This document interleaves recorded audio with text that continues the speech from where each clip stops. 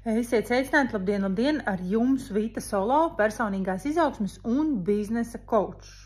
Un šodienas sērijā es vēlos parunāt par to, kas ir finansiālās robežas, kāpēc tās ir svarīgas un kā tās ietekmēs vispārīgi tavas finanses un to, cik naudas tev būs un cik tev arī būs enerģijas, cik tev būs laika un kā tu vispār jutīsies tajā, ko tu dari. Jo, ja netiek ievērotas šīs finansiālās robežas, tad patiesībā izdegšana pienāk ļoti, ļoti ātri.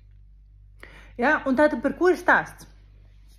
Stāsts ir par to, ka tu zini, māki un vari nosaukt savu cenu.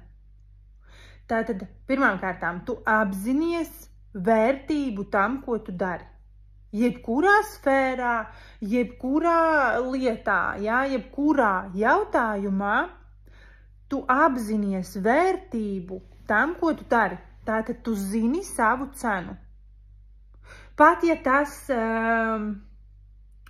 pieņemsim, pat, ja tas nav tavs bizness, un tu pārdod kaut ko citu, strādā kaut kamā citā, ja, un tā ir atkarīgi, pieņemsim, tev ienākumu un tā tālāk pārdošana, tur procenti varbūt, es nezinu, whatever. Vai arī, pieņemsim, pat ejot uz darba interviju, nosaucot tur savus ciparus, ja. Tātad, tu zini to cenu, tu apzinies to vērtību, un tev tas liekas ok. Attiecīgi, tu redzi to vērtību, tev liekas, ka tā cena ir adekvāta tam, ko tu dari. Ja? Tātad tev tas iet kopā, tev tas ir komfortabli. Un bieži vien tas tā nav. Bet ar to jāstrādā un pie tā ir jānonāk. Lai tev būtu komfortabli, ka tu nosauc cenu par savu produktu, savu pakalpojumu, ka tu nosauc savu vēlamo atalgojumu, ja? Zinot to vērtību, ko tu vari dot, ka tu redzi vērtību, zini vērtību tam produktam vai pakalpojumam, ko tu pārdod. Pieņemsim, ja tu strādā kaut kur citur, ja? Ka tu esi komfortā ar to, ka tev tas ir ok, kā tātad tu pieņem to līmeni, kurā tu atrodies. Ja? Un tas sākas pirmām kārtām šeit domāšanā. Tātad es esmu komfortā ar to, ko es pārdodu. Tas būs tātad par to, ka tu tici sev, savam produktam, tam, ko tu dari, tu tici tam, ka tas ir vērtīgs, ka tas var palīdzēt citiem cilvēkiem, citiem biznesiem, ja? Un tā tālāk. Nākamais. Tātad, ka tu to vari arī nosaukt, jo tagad ierakstiet komentārā, kurš atpazīst sevi, ka tu tātad zini to cenu, bet tad, kad tev klients prasa, tu savā prātā sāc tirgoties un automātiski sāc dot atlaides, speciālos piedāvājumus, vai arī nosauc cenu un sāc attaisnoties. Sāc paskaidrot, izskaidrot. Tātad nevis tu vienkārši nosauc cenu, ja? Bet turpini šo sarunu ar to, ka tu izskaidro, paskaidro, stāsti par to, ka ir speciālais piedāvājums vai arī akcija sāksies tur pēc nedēļas. Ja? Vai arī stāsti, kāpēc mēģini ieskaidrot. Tātad tu jau mēģini ielīst sava klienta prātā un izlemt viņa vietā, ka viņam šī cena ir par dārgu. Tātad, principā, arī tev viņa jau liekas par dārgu. Ja? Un tad tu sāc attaisnoties, tu sāc izskaidrot, tu sāc dot atlaides. Vai arī jau uzreiz zini cenu, bet nosauc zemāku. Jo liekas, viņš nevarēs samaksāt un tā tālāk. Ja? Tātad tu domā klienta vietā, jau nolaid to latiņu un sauc citas cenas vai sāc dot atlaides, sāc attaisnoties, sāc izskaidroties, sāc piedāvāt jau kaut kādus tur, es nezinu, dalītos maksājumus un tā tālāk. Attiecīgi, tavas finansiālās robežas staigā. Klients tev pat vēl nav paprasījis, bet tu jau to dari. Tātad tu netici sev, netici savam produktam, netici savam biznesam, netici tam, ko tu pārdod, netici savam klientam. Pazemini viņu arī par to, ka viņš to nevar atļauties. Kaut gan tu vēl to pat īstenībā nezini. Nekad mēs nezinām patiesībā, kādas kuram ir šīs te iespējas. Mēs varam tikai minēt. Bet bieži varam arī ļoti kļūdīties.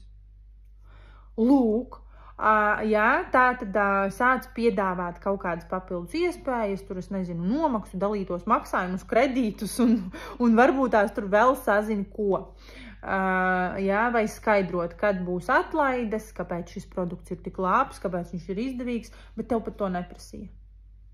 Ja? Tātad tas parāda tikai to, ka tu netici tam, ko tu pārdod, izjūti vainas sajūtu un sāc samazināt šo te latiņu.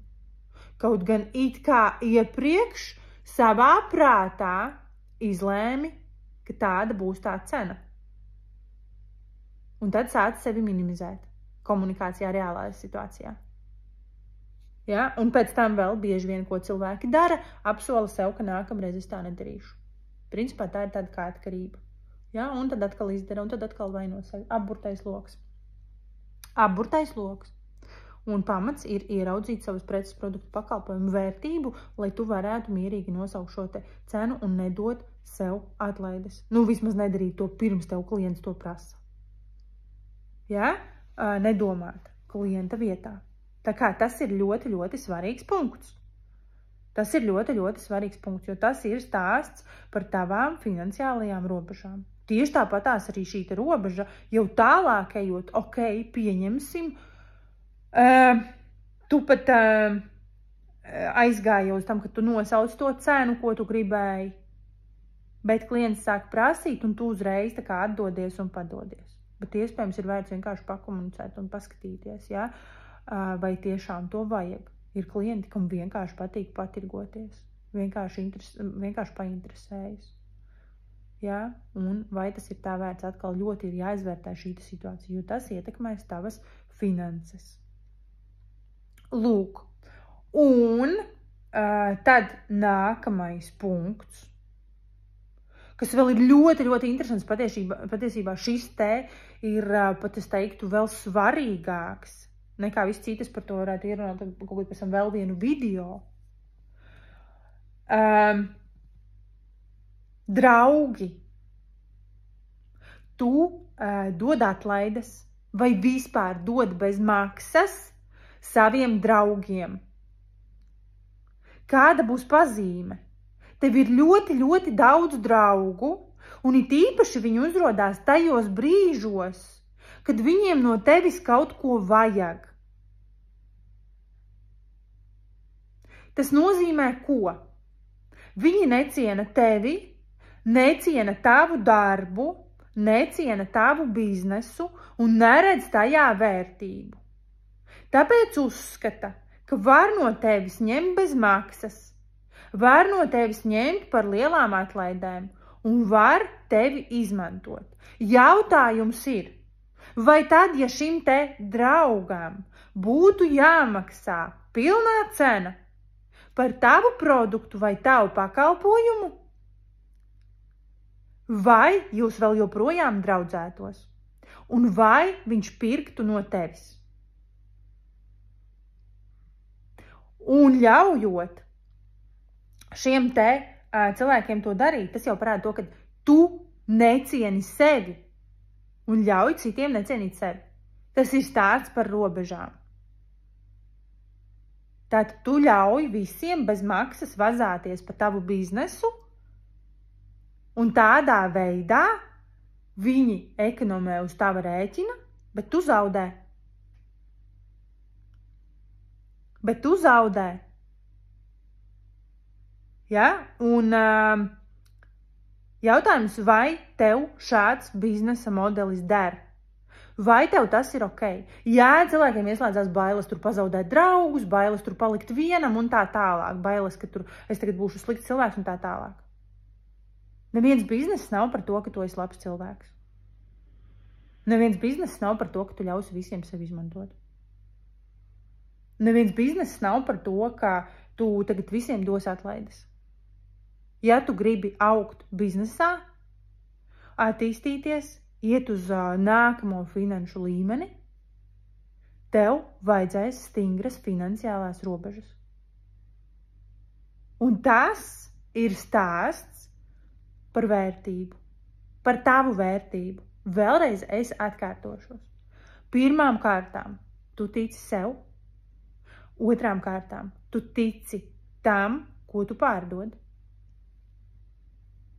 Un trešām kārtām tu tici savam klientam, ka viņš to var atļauties. Pat ja tas ir draugs. Un ja viņš negrib to atļauties, tad ir daudz citas vietas, kur var iegūt to, kas ir tev.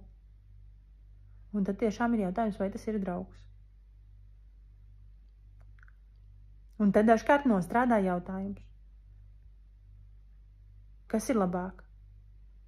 Būt ar daudz draugiem vai būt bagātam? Tad, kad tu būsi bagāts, tev tos draugus nemaz nevajadzēs. Kamēr tev viņus vajag, tu bagāts nekļūsi. Tad, kad tu būsi bagāts, tev to klientu līmeni, kurš ir visu pa lēto un uz atlaidēm, nevajadzēs. Viņi iesēst pa lēto citur. Bet tu būsi bagāts. Attiecīgi, ko es ar to gribu teikt? Ka tajā brīdī, kad tu pacel savu finansiālo latiņu, tu piesaisti sev apkārt cilvēkus, klientus, draugus, sabiedrību, kas ir tajā līmenī. Tu rādi vērtību. Tā kā tev ir jāsaprot, ka tā ir tava atbildība. Neviens pie tevis neteiks un nenāks, es to samaksāšu vairāk. Var piemaksāt. Piemetīšu vēl tev klāt. Tas var notikt tur, nezinu, 1% gadījumu.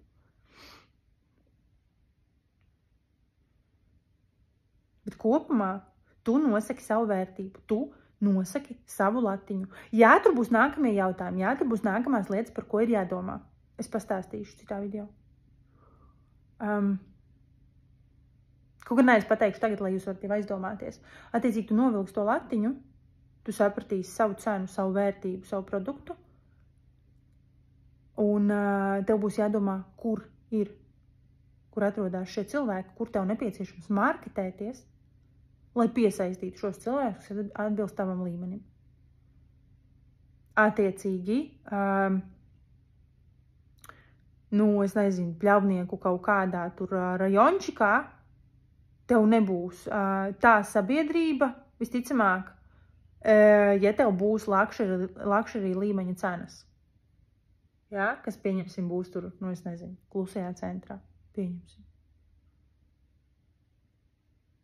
Jā, attiecīgi stāsts ir par to, ka tev būs, protams, jāsaprot, nākamie jautājumi radīsies. Bet līmeni noteiksi tu.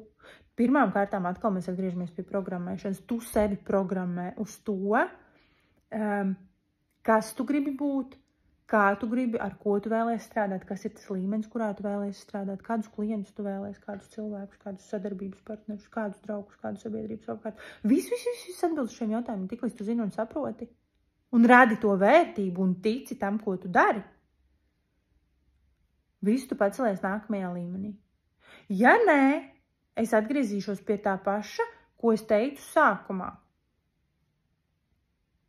Tu tērēsi savu laiku, skraidot visiem šiem cilvēkiem apkārt.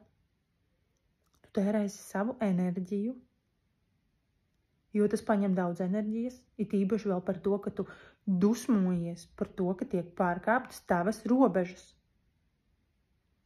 Bet tāpat laikā turpini tās atļaut pārkāpt. Un tērēsi savas finanses, jo tu maksā viņu vietā. Beigās tu raudās, pārdzīvos, dusmosies, izdegsi un paliks jautājums, vai tu turpināsi tā kā bija, vai darīsi kaut ko savādāk. Ja darīsi savādāk, tad jautājums ko? Tālūk, mīļie draugi, tas ir tas, ko es gribēju pateikt šajā video. Piesekojiet, komentējiet, atstājiet like. Ja nepieciešams, rakstiet man ziņu Uz individuālām konsultācijām vai biznesa klubā vai programmā ir daudz dažādi iespēju varianti, kā strādāt, lai nonāktu savā nākamajā līmenī. Esmu atvērta sadarbībai.